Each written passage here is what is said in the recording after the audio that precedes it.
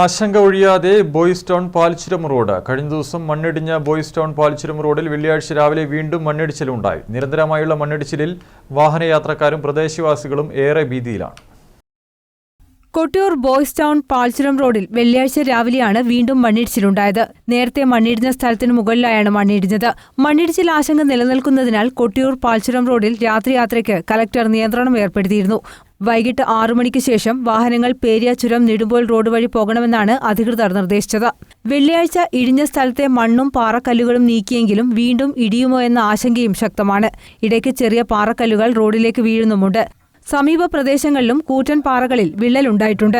ഇടിഞ്ഞു വീണ മണ്ണും പാറക്കല്ലുകളും കൊട്ടിയൂർ പഞ്ചായത്ത് പ്രസിഡന്റ് റോയ് നമ്പുടാകത്തിന്റെ നേതൃത്വത്തിൽ നീക്കി ഗതാഗതം പുനഃസ്ഥാപിച്ചു. ശക്തമായ മഴ പെയ്യുമ്പോൾ ഇടയ്ക്കിടെ കല്ല് വീഴുന്നത് ആശങ്കയ്ക്കിടയാക്കുന്നുണ്ടെന്ന് വാർഡംഗം ഷാജി പൊട്ടയിൽ പറഞ്ഞു. എത്ര ഭീഷണി ഉണ്ടായാലും സമയബന്ധിതമായി തന്നെ അത് പൂർണ്ണമായി നീക്കം ചെയ്ത് റോഡ് ഗതാഗത യോഗ്യമാക്കുന്നതിനുള്ള എല്ലാ പ്രവർത്തനങ്ങളും പഞ്ചായത്തിന്റെ ഭാഗത്തുനിന്നും നാട്ടുകാരുടെ ഭാഗത്തുനിന്നും വളരെ കൃത്യമായ സമയബന്ധിതമായി നടക്കുന്നുണ്ട്. എന്തായാലും യാത്രക്കാർ സൂക്ഷിക്കേണ്ട കാര്യം അത് വളരെ വലുത് തന്നെയാണ്. കാരണം എന്താ വെച്ചാൽ ഇപ്പോഴും മണ്ണിടിച്ചിൽ ഭീഷണി നിലനിൽക്കുന്നുണ്ട്.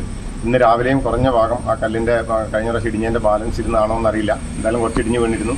അതും ഒരു അരമണിക്കൂർ കൊണ്ട് തന്നെ അതവിടെ നീക്കം ചെയ്തിട്ടുണ്ട്. ഇനിയും ഇടിയാൻ സാധ്യതയുണ്ടോ എന്ന് ചോദിച്ചാൽ മലയായതുകൊണ്ടും കല്ല് കൂടുതലായിട്ടുള്ളൊരു പ്രദേശമായതുകൊണ്ടും ഇടിയാൻ സാധ്യതയുണ്ട്. ആളുകൾ യാത്ര ചെയ്യുമ്പോൾ ശ്രദ്ധിക്കുക. News bureau, Peravoor.